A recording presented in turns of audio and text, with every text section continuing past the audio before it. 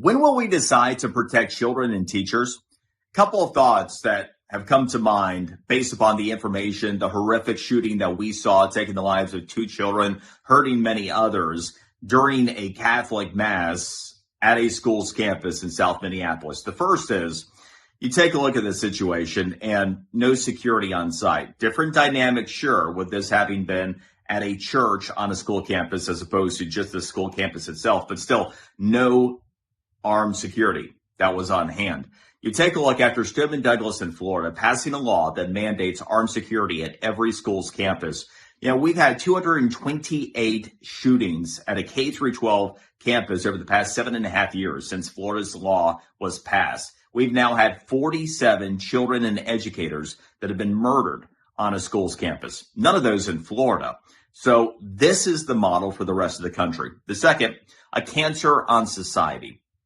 So we learned that you have somebody who is self-identifying, a man self-identifying as a woman who clearly has mental health issues, saying that he wanted to kill Trump and he ended up killing children instead. He's talking about where is your God? So this is all part of the aim to target these Christian children.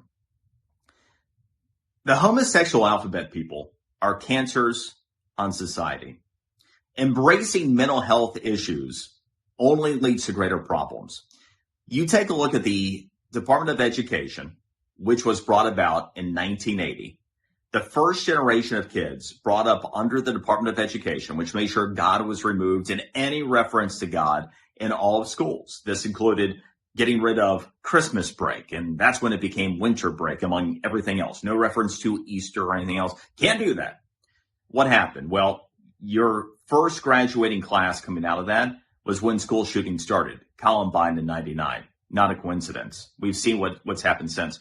More recently with Nashville and now South Minneapolis, what are we seeing? Well, we're seeing these one-time children, now young adults, that have embraced gender ideology and all this nonsense that, hey, I can be whatever it is that I say I identify as, rather than having these mental health issues treated, having them embraced, leading to much greater problems. This is the second piece of that broader problem as society has moved away from God and God's teachings and has moved towards their own idea of homosexual alphabetism, to where you can be anything that you want to be. Just add a letter to the homosexual alphabet, or maybe you can just be the plus.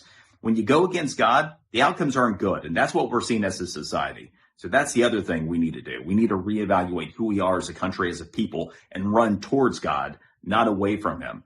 The homosexual alphabet people are cancers on society. They go against God's law. They go against nature's law.